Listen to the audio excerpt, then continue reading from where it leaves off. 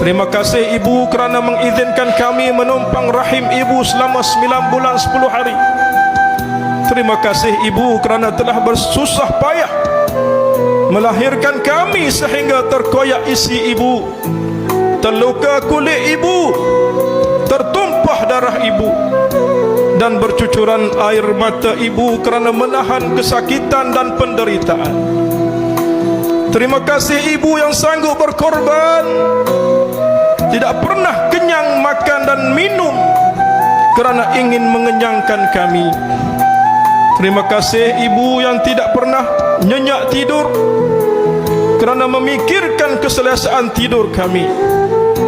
Terima kasih ibu yang tidak kisah langsung dengan kesihatan kerana menjaga kesihatan kami.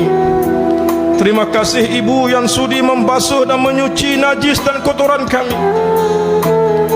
Terima kasih ibu yang tidak pernah mengungkit dan bersungut dalam melayan kerana kami sewaktu kami kecil.